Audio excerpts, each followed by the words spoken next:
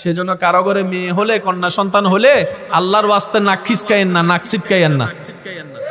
আরো জোরে বলেন। ছেলে সন্তান মেয়ে সন্তান হবে কার ঘরে? সিদ্ধান্ত কার? এখানে মেয়ের মার, ছেলের মার, ছেলের বাবার, মেয়ের বাবার কোনো হাত, এটা একমাত্র আল্লাহ সিদ্ধান্ত। কথা বলেন না রে ভাই, এখানে কারো কোনো দোষ। আর আপনার যদি সাহস থাকে দোষ আল্লাহরে দেন। তারপরে হাসরের ময়দানে যাইয়া দেখবেন সিপ কারে কয়।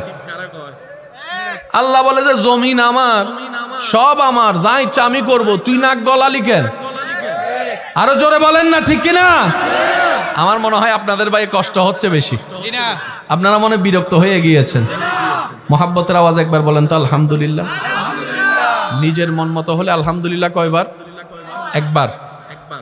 না হলে, কারণ যেটা হয়েছে সেটা আমাদের চাওয়া, যেটা হয় না সেটা কার চাওয়া? জীবনে যাই হোক আলহামদুলিল্লাহ বলে রিসিভ করবেন। দ্বিতীয় নম্বর, সর্বকথায় শুধু এতটুকু বলবেন, আল্লাহ ভরসা। আচ্ছা বলেন তো, এবার বলেন। এবার আমি কিছু প্রশ্ন করবো, আপনারা শুধু আল্লাহ ভরসা দিয়ে আমাকে উত্তর দিবেন। তুই তো পরীক্ষায় ফেল গেছিস রে ভাই, সামনে কি করবি? এদিকের আওয়াজটা পাচ্ছি না মনে হয়। আচ্ছা মাশাআল্লাহ, এবার সবাই মিলে বলেন তো। হ্যাঁ, তোর তো বাপ মরে গেছে, সংসার কেমনে চালাবি? শুধু আপনার কাছে হচ্ছে এতটুকু বলা। এবার আল্লাহ কি বলছেন দেখেন, কুরআনুল কারীমের সূরা তালাকের ২ নম্বর আয়াতের শেষের অংশ, ৩ নম্বর আয়াতের প্রথম অংশ।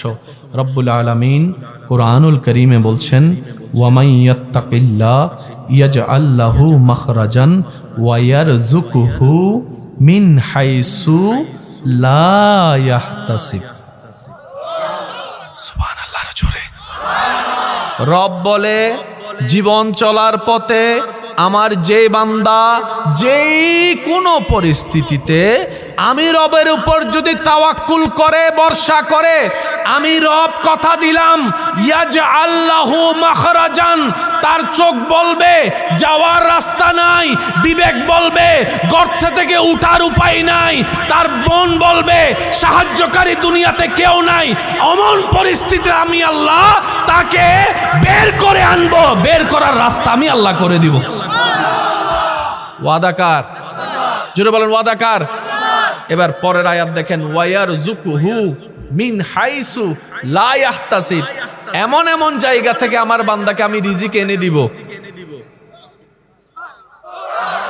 সে শুধু পাইতে থাকবে আর অবাক হবে, কোত্থেকে কেমনে, কোত্থেকে কেমনে, কোত্থেকে কেমনে, কোত্থেকে কেমনে। রব কয় একবার আমার দিকে তাকা, এগুলো আমি দিচ্ছি, আমি দিচ্ছি। টেনশন করার দরকার বলে না, টেনশন করার দরকার। আচ্ছা, আপনাদের এলাকায় আম গাছ আছে নি?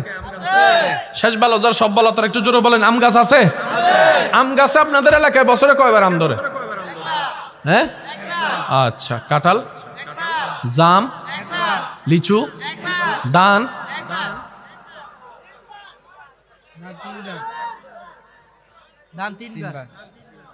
ন্যাচারালি ভাবে 2 বার অথবা 3 বার। এবার আপনারা বলেন, বছরের মধ্যে প্রত্যেকদিন আম খাওয়া লাগে? আম খাইতে হয়, কিন্তু ভাত ডেলি 3 বার, 2 বার 3 বার। আচ্ছা 3 বারটা তোলেন একটু, কে কে 3 বার একটু তোলেন। 3 বারের সংখ্যা বেশি। আরা সিডেঙ্গে মানুষ তো আরা 2 বার, হারা 3 বার জন্য পারি, হারা জোর তো রাতি হনরহম সালাম পড়ে নি। ঠিক আছে, আল্লাহ ওনারা আরো 3 বার না 4 বার হাইবার তৌফিক দাও। আমার সিডিঙ্গে হতা হতো বুঝে দের মাইলে ভিড়ের হতা বুঝি ফেলার এনে কুমিল্লা হল তো সিডিঙ্গে বেশি দূরে না, হাসাহাসি আছে, হালকা 19-20 ধরে স্বাস্থ্য পাই তো যাইতো ভাই। একবার বলেন মারহাবা, আরো জোরে বলেন মারহাবা। বান্দার ডেইলি 3 বার দরকার ভাত, আল্লাহ তাআলা জমিনকে সেভাবে হুকুম দিয়েছেন। এবার বলেন, দুপুরে যারা ভাত খেয়েছেন, এই ভাতটা ছিল কোথায়? চাউলে। চাউলটা ছিল কোথায়? বস্তায়। বস্তাটা ছিল কোথায়? দোকানে। দোকানের মধ্যে সে বস্তাটা আসলো কোত্থেকে? মিল থেকে। মিলের মধ্যে আসলো কোত্থেকে? কোন একটা জায়গার ধান থেকে। কোন জায়গার ধান? আপনি হিসাব করে দেখলে দেখবেন রাজশাহীর ধান দুপুর আপনার পেটে। আজকের দিনে আপনাকে খাওয়ানোর জন্য আপনি আজকে ভাবতেছেন সকালে দুপুরে কি খাবো। আপনার রব 6 মাস আগে কৃষককে মাঠে নামাই দিছে, আমার বান্দা দুপুরে ভাত লাগবে অমুক তারিখ, তুই নাই মাজা। এমন একজন রব থাকতে টেনশন কি? বুক ফুলায় চলবেন, বুক ফুলায়। আমাদের টেনশনের কোনো দরকার, কারণ মুসলমানের জীবন দুনিয়াতে শেষ হয় না, মুসলমানের জীবন কবর থেকে মাত্র শুরু হয়। ডান হাত তুলে দেখাই, বলেন ঠিক কিনা? আমাদের শেষ নাই, শুরু শুরু। এসব কি খোলা না বন্ধ? এটা এখন মূলত হচ্ছে খোলা, মূলত বন্ধ। যেই দিন কবরে যায় প্রথম চোখ খুলবেন, এটা হবে আসল খোলা। এটা একদিন বন্ধ হবে, ওইটা আর বন্ধ হবে না, আজীবনের জন্য খুলবে। সেজন্য মুসলমানরা মরার পরে জিন্দা হয়। সুবহানাল্লাহ করে যায় কইবেন। যতজন বান্দা এখানে দাঁড়ায় আছেন সবাই মিলে একবার বুলন্দ আওয়াজে বলেন তো সুবহানাল্লাহ। মুসলমান মরার পরে জিন্দা হয়, অন্যরা জিন্দা থাইকা মরে, তাদেরটা এখানে শেষ, আবাদান আবাদা ওইখানে। মুসলমানরা দুনিয়ার জীবন শেষ করে ইন্তেকালের মাধ্যমে আলমে বরজখ কবরের জীবন শুরু হয়, প্রশ্ন উত্তর শুরু হয়, প্রশ্নকারী আসে, উত্তরদাতা থাকে, তারপর আবার রবের হুকুমে হাসরে উঠবে, নফসি নফসি স্লোগান হবে, নামাজ রোজা হজ যাকাতের হিসাব হবে, আমলের হিসাব হবে, রবের দয়া হবে, মিজানের পাল্লা বাড়ি হবে, পুলসিরাত চোখের পলকে পার হবে, জান্নাতের ঘরে ঢুকে যাবে, আর বের হবে না, মরবেও না, আবাদুল আবাদ জিন্দা। আমি কি বুঝাতে পারছি কথা? আর যদি কেউ রবের বান্দা হইয়া যায়, আমি মনে কষ্ট দিচ্ছি আপনাদেরকে, বুঝতেছি। মনে রাখবেন, রবের বান্দা কখনো জাহান্নামে যায় না। এটা লিখে রাখবেন, একদম লিখে রাখবেন, স্টাম্প। মা আমাদেরকে পেটে রাখছে, জন্ম দিছে, বলি না আমরা, আর রব আমাদেরকে বানাইছে। আপনাকে সবচেয়ে দুনিয়া থেকে বেশি ভালোবাসে লিস্টি করলে মা। বাবাও কিন্তু আপনার, কিন্তু বাবা ওরকম ভালোবাসে না, এটা ভুল ধারণা। বাবা ভালোবাসে, দেখাইতে জানে না। বাবারা ভালোবাসার প্রকাশ হয় শাসন দিয়ে, ডাক দিয়ে, বকা দিয়ে, মাইর দিয়ে। মারা তো একটুখানি বুকে জড়াই ধরে কান্না করে ফেলতে পারে, বাবারা তো কান্না করতে পারে।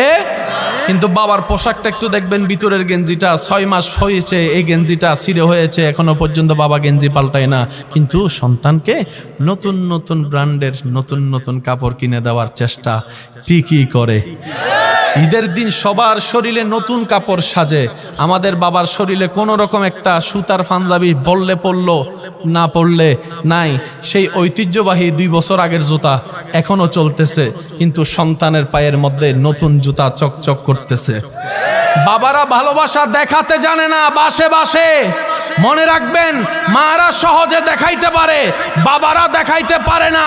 মারা বুকের মধ্যে নিয়ে ভালোবাসা প্রকাশ করতে পারে, আর বাবারা সন্তানের বিরহে অন্ধকার রুমে একা একা কান্না করে করে বালিশ বিজাই, দুনিয়াকে দেখতে দেয় না। বাবাদের ভালোবাসা বাবাদের শরীরের গাম দিয়ে প্রমাণিত হয়, কথা বলেন ঠিক কিনা? বাবারাও ভালো, কিন্তু সচরাচর দেখা যায় কার ভালোবাসা? মা। এবার আপনি অসুস্থ হলেন, আপনাকে মেডিকেল ভর্তি করালো, ডাক্তার বললো যে কমপক্ষে 1 সপ্তাহ আমাদের কাছে রাখতে হবে, আপনারা 24 ঘন্টা ভালো করে একটু দায়িত্ব ভাগ করে ডিউটি করবেন। এখানে 24 ঘন্টার ভিতরে ভাই ডিউটি করবে কয় ঘন্টা? মা ডিউটি করবে কয় ঘন্টা? সর্বোচ্চ কে বলেন, বলেন। এবার আপনার পাশে আপনার মা আছে, উনিও তো মানুষ, প্রস্রাব তো করতে হবে। যখন প্রস্রাব করতে যাবে আপনার যত্ন নেওয়ার কোনো সুযোগ? উনিও তো মানুষ, তন্দ্রা ঘুম তো আসবে 2 দিন 3 দিন যদি না ঘুমাই, হয়তো আপনার পাশে বেডের মধ্যে 1 সেকেন্ডের জন্য হলেও তো ঘুমাবে। এই 1 সেকেন্ড আপনাকে যত্ন নেওয়ার কোনো সুযোগ? গোসল তো করতে যেতে হবে, সে সময় যত্ন নেওয়ার সুযোগ? খাইতে তো যেতে হবে, সে সময় আপনার যত্ন নেওয়ার সুযোগ? ঘুমাইতে তো হবে মানুষ হিসেবে, যত্ন নেওয়ার সুযোগ? এবার বুঝতে পেরেছেন আল্লাহ কেন ঘুমায় না? আমি শুনি নাই, আরো জোরে বলে। এবার আল্লাহ পাক বলে তোর মা তোকে সবচাইতে ভালোবাসে, কিন্তু ঘুমের কাছে হার তো ঠিকই মানে, 1 সেকেন্ডের জন্য মানে। এবার বুঝলি বান্দা, লা নোম কেন? আমি আল্লাহ কেন তন্দ্রা যায় না, কেন ঝিমাই না, কেন ঘুমাই না? কারণ 24টা ঘন্টার প্রত্যেকটা সেকেন্ডে আমার সৃষ্টি আমাকে স্মরণ করে, আমাকে ডাকতে থাকে, আমাকে ডাকতে থাকে। আর আমি আল্লাহ সর্বদা প্রস্তুত আমার সৃষ্টির জন্য। হায় হায় হায়, শুনেন, যিনি দেয় দয়াবান, তিনি আবার পরে অহংকারও দেখায়, আমি দিয়েছি। তার সামনে কখনো মাথা উঁচু করে দাঁড়ানোর ক্ষমতা, বড় গলায় কথা বলার কোনো অধিকার আমাদের কারো, একটু জোরে বলেন, আমাদের কারো। আমাদের জীবনে যা দেওয়া সব কার?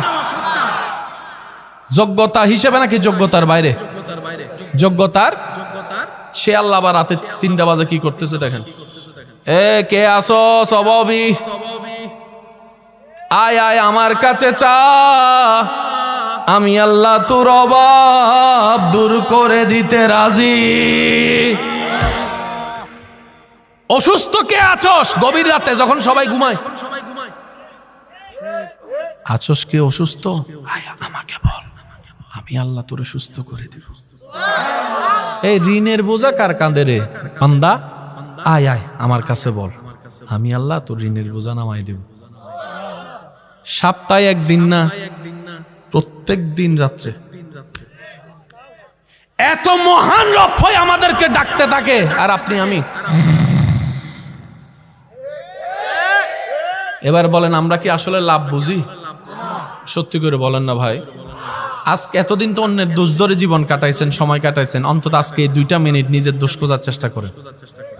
পারবেন ইনশাল্লাহ? আমরা কি আসলে চালাক নাকি গাদা?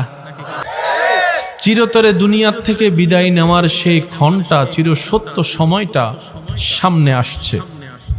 যেই মুহূর্ত আপনাকে আমাকে বুঝিয়ে দিবে, আঙ্গুল দিয়ে দেখিয়ে দিবে, এই দুনিয়াতে তোর আসল আপন বলতে মূলত কেউ নাই, কেউ ছিল না, কেউ ছিল না, কেউ নাই। দেখ আজকে তোর মরণের কষ্টের ভাগ কেউ নিচ্ছে না, কেউ নিবে না। পাশে বসে সবাই আফসোসটা করতে পারবে, মাথায় একটু হাতটা বুলাই দিতে পারবে, কিন্তু তুই বান্দার শরীরের যে যন্ত্রণা, সে যন্ত্রণা কেউ চাইলেও নিতে পারবে না, পারলেও কেউ নিতে চাইবে না। এটাই বাস্তবতা। এই সময়টাই চলে আসবে। কুল্লু নাফসিন যায়িকাতুল মউতের 1000 বার শোনা আয়াত আপনার জীবনে প্র্যাকটিক্যাল ভাবে সামনে চলে আসবে। অন্যের ব্যাপারে শুনে ইন্না লিল্লাহি ওয়া ইন্না ইলাইহি রাজিউন যতবার বলেছি, আজকে সেই সময়টা চলে আসছে। আমির মামাই মারা যাব, অন্যরা এই আয়াত তেলাওয়াত করবে। সেজন্য বুদ্ধিমান যারা, সত্যিকার জ্ঞানী যারা, তারা দুনিয়াকে অর্জন করার পিছনে ছুটে না, তারা আখিরাতকে সাজানোর পিছনে ছোটে। কিন্তু আল্লাহ তাআলা তাদেরকে এটার কারণে খুশি হয়ে এমন দয়া করেন, ফিদ দুনিয়া হাসানাতাও ওয়া ফিল আখিরাতে হাসানা, যে আখিরাতকে সাজাতে দুনিয়া ত্যাগ করে আল্লাহ তাআলা তার জন্য দয়া করে আখিরাতও সাজাই দেয়, দুনিয়াও উপহার দিয়ে দেয়। সুবহান। বাবা একটু মনোযোগ, একটু মনোযোগ, আওয়াজ করবেন না প্লিজ। আপনারা দেখছেন আমি এক একটা সেকেন্ডকে গুরুত্ব দেওয়ার চেষ্টা করছি। আওয়াজটা দেন একটু জোরে করে। আশা করি আপনারাও মহাব্বতের সাথে রিসিভ করার চেষ্টা করবেন। পারবো ইনশাল্লাহ আমরা? যারা যারা পারবেন একটু 2 হাত তুলে দেখান।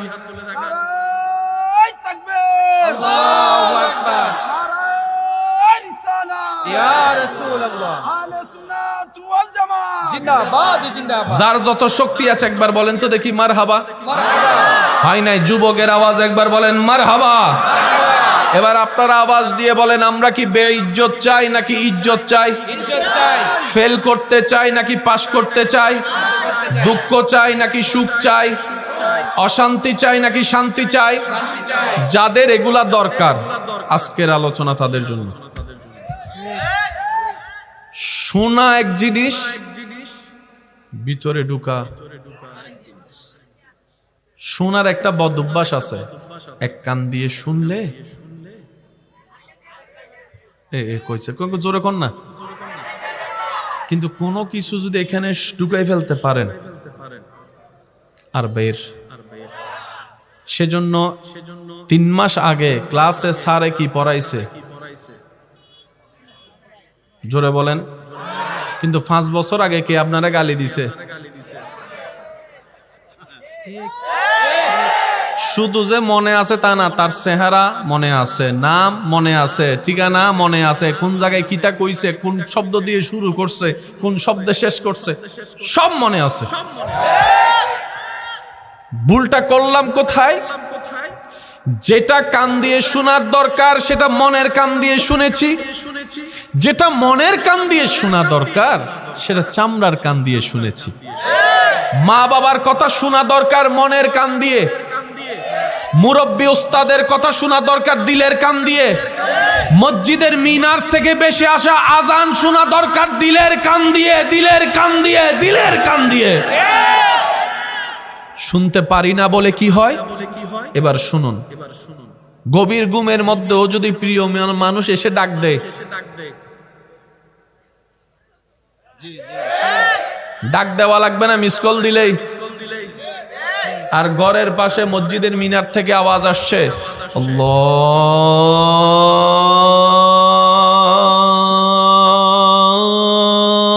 আল্লাহু আকবার, আল্লাহু আকবার,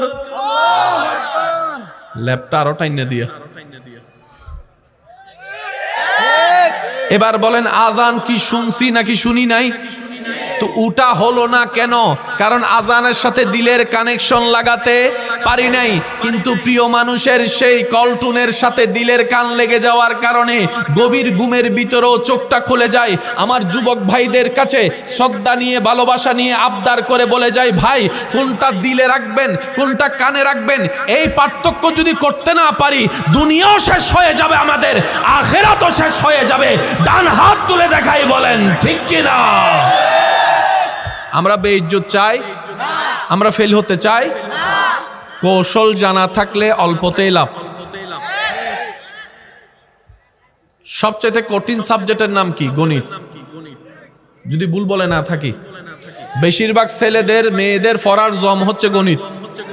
a plus b whole square is equal to a square plus twice ab plus b square sin theta cos theta cosec theta। একজনে কয়, হুজুর এগুলো না পড়ার জন্য ইন্টার ওডি নাই, আপনি এসে এগুলো পড়াইতেছেন।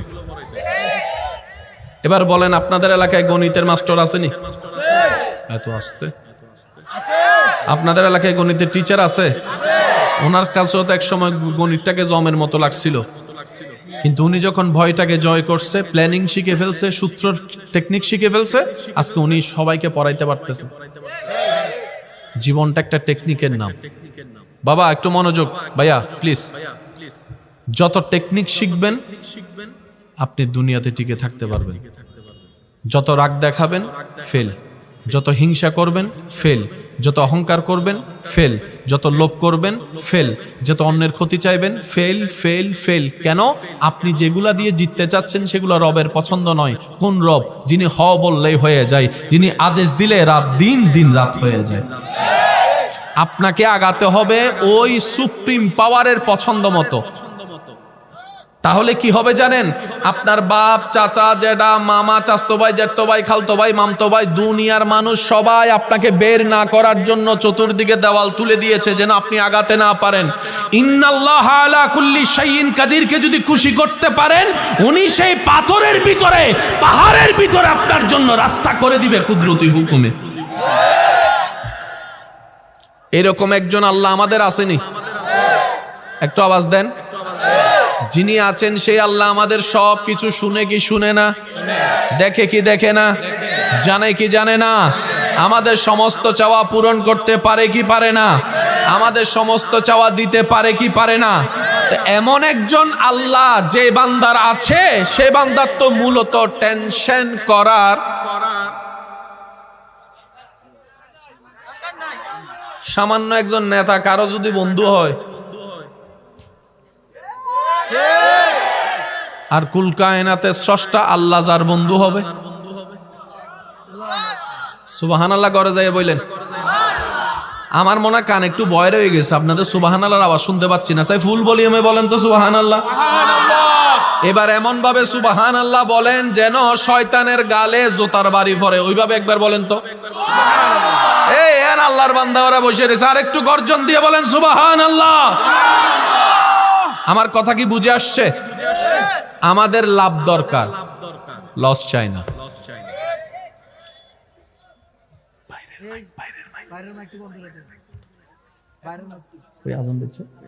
আরো পড়ো।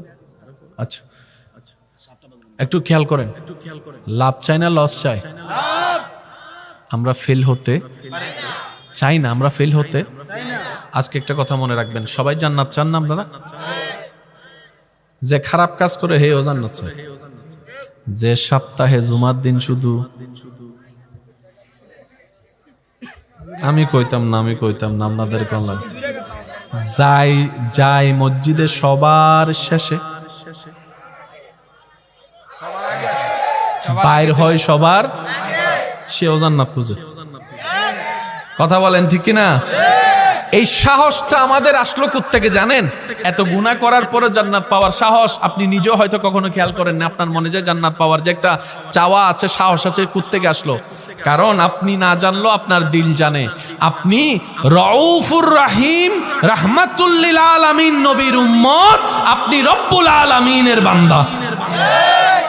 সাহস এখানে।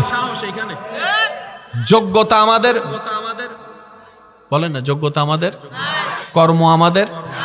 যদি আপনারা আমার সাথে একমত, চাইলে হতেও পারেন, নাও হতে পারেন, যেটা আমি বিলিভ করি, বিশ্বাস করি, সেটাই আপনাদেরকে বলি। আমরা যে কর্ম করি, জান্নাত পাওয়া তো দূরের কথা,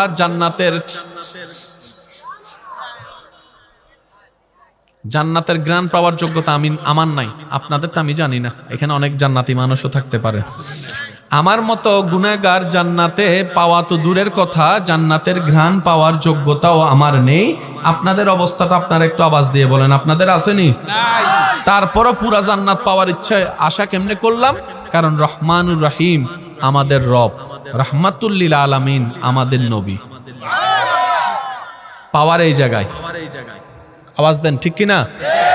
এবার বলেন আমার ভাইয়েরা, একজন মানুষের জীবনে ভালো থাকার জন্য যা কিছু দরকার আপনার জীবনে, সবকিছু আল্লাহর কাছে আছে।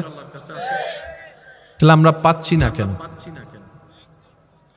আমরা আসলে চাইতেও জানি না, নিতেও জানি না। দিবেন কে? চাইবো কারা? চাওয়ার জন্য দোয়ার দরকার আছে না নাই? কর্মের দরকার। এবার আমরা যখন দোয়া করি, বেশিরভাগ ভাইয়া প্লিজ একটু কথা বলেন না। আমরা দোয়া করতেছি, দেখেন আল্লাহুম্মা আমিন। আদব নাই।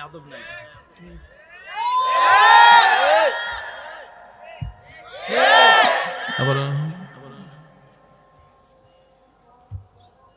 হাল্লা কই কি তুই ভিক্ষা করস না ডাকাতি করস?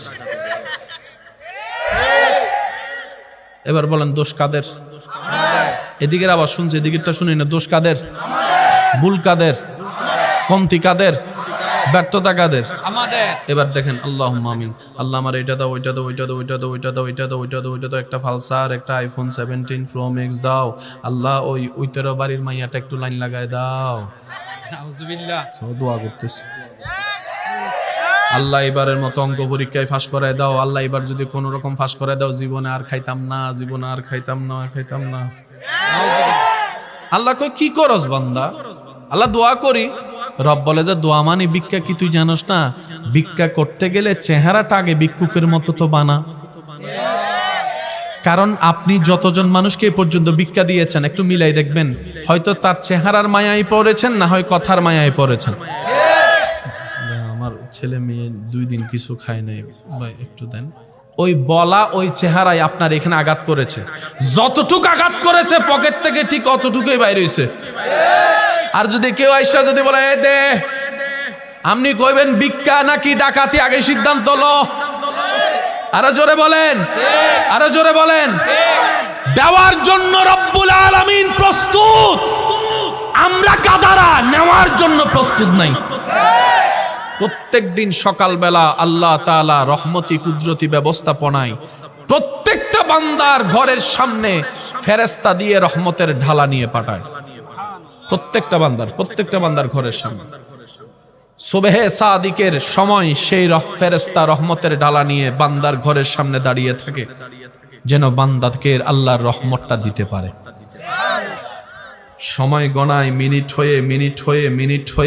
হয়ে যখন আধা ঘন্টা 1 ঘন্টা পার হয়, যখন আজানটা হয়ে যায়, সূর্য ওঠার টাইম হয়, ফেরেশতা বলে, আল্লাহ কার জন্য তুমি দয়া করে রহমত পাঠাইলা? সে তো রহমত নেওয়ার জন্য কোনো আগ্রহ দেখাচ্ছে না। যখন আল্লাহ রহমত পাঠায় তখন আপনি আমি লেপের নিচে।